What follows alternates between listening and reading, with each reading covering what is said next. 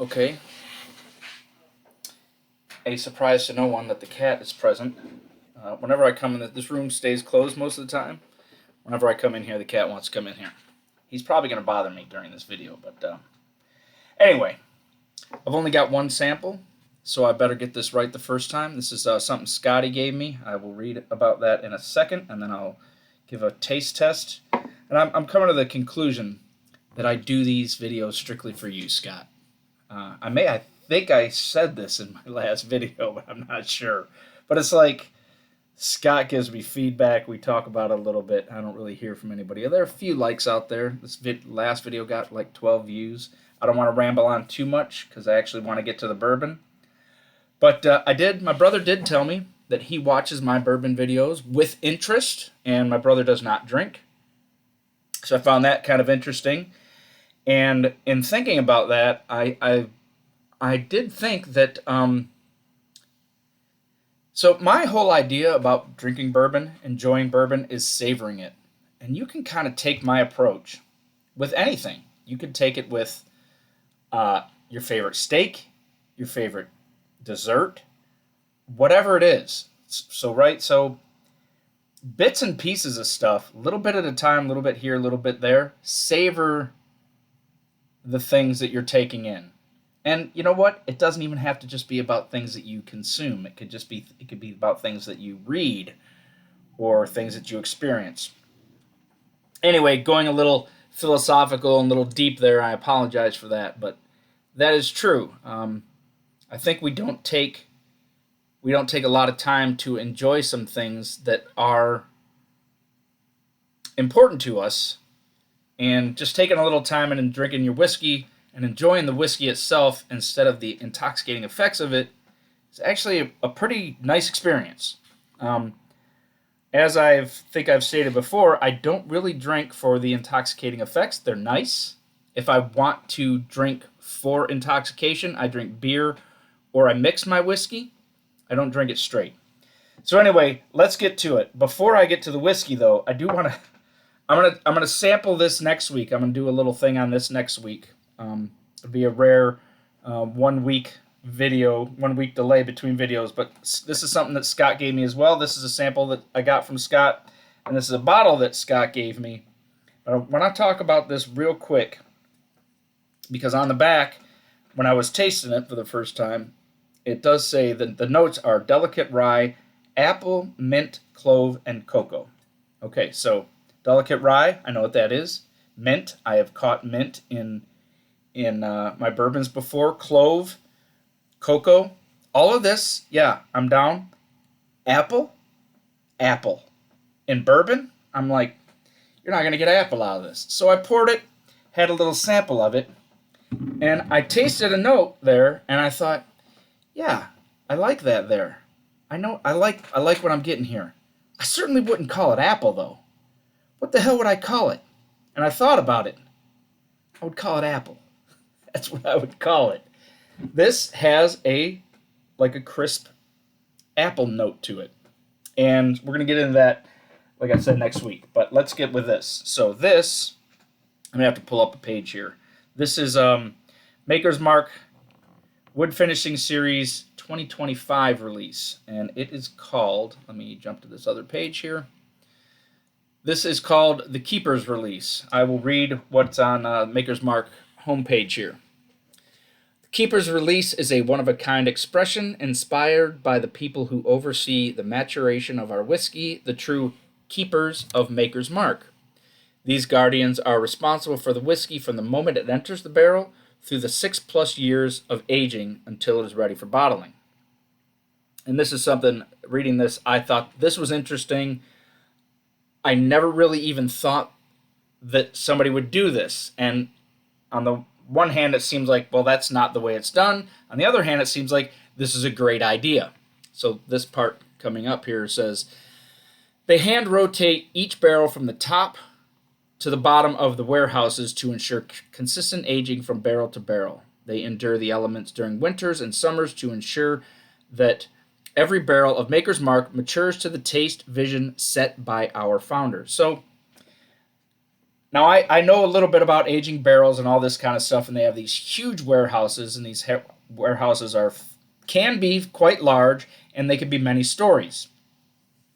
And you're going to get a different flavor profile depending on multiple things. How much you roast the barrel itself, what floor it's on, the heat, the humidity on that floor. All of these things will affect it.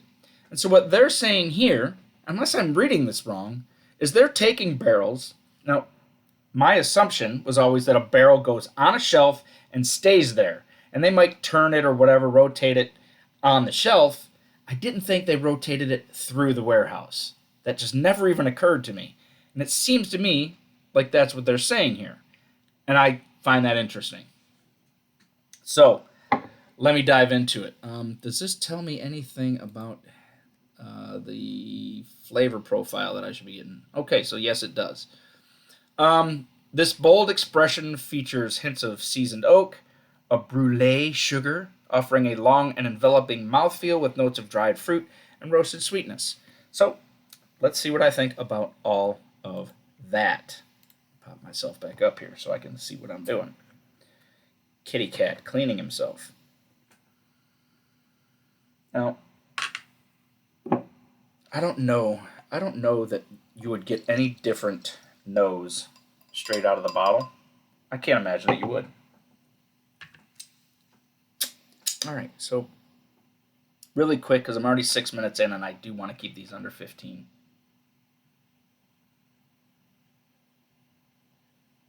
Ethanol. More ethanol than I would have thought. I don't know what the proof is on this. I guess I should jump back to that real quick. The bottle says 112.6. Yeah, 112.6. Bold oak, toasted sweetness, etc. All right, so we got that. 112.6. It's very ethanol-y for a 112 proof. This is the nose. The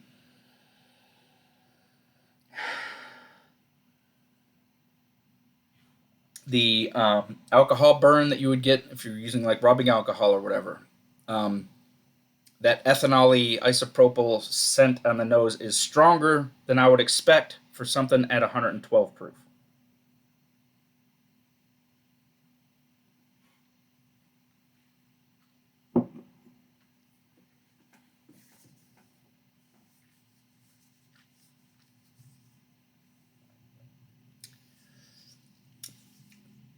That is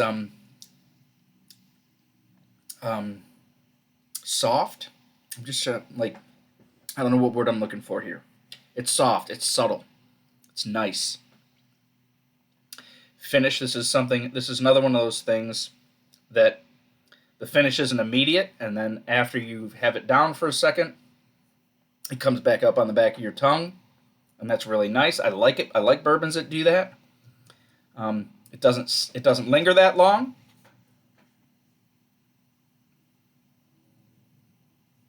This really does not have a great nose. It just smells like alcohol. It's not. Don't get me wrong, it smells like whiskey. It smells like bourbon, but it's got a very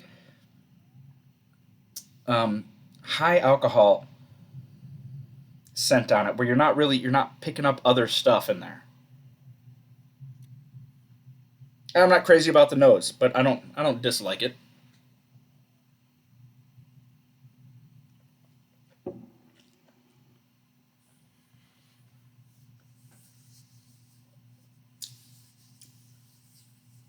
So like I said, when I first taste it, it's not really overwhelming, but then once you get it in your mouth, you let it run around a little bit.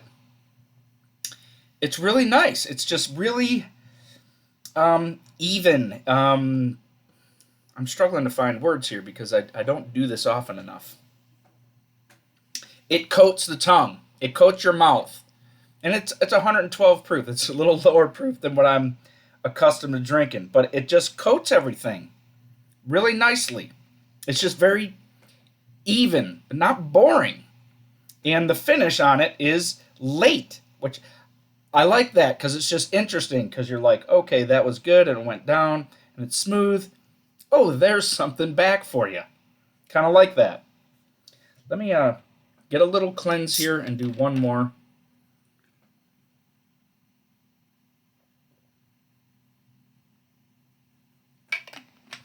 This is just seltzer water for the most part.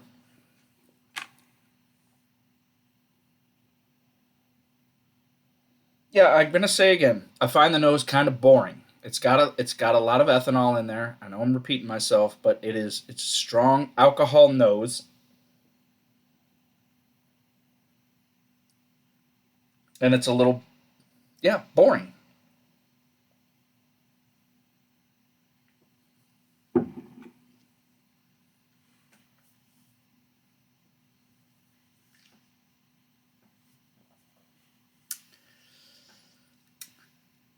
And the first drink of it is kind of the same. There's nothing really there until you get it all in there.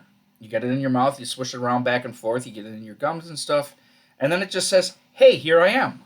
And I'm not jumping out at you or anything. I'm just here, and it's nice. It's oaky. It does have a lot of oak in it. Um, there's something else there. A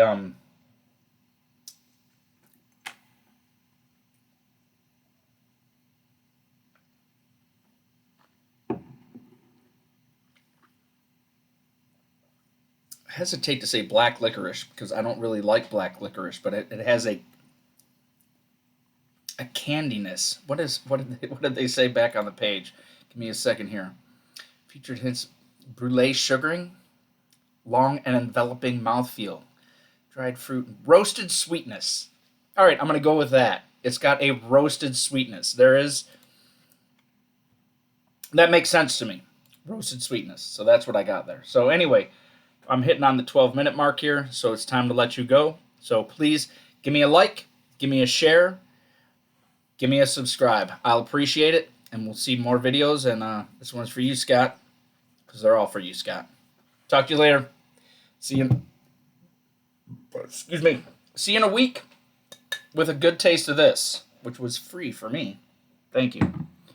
All right. Good night.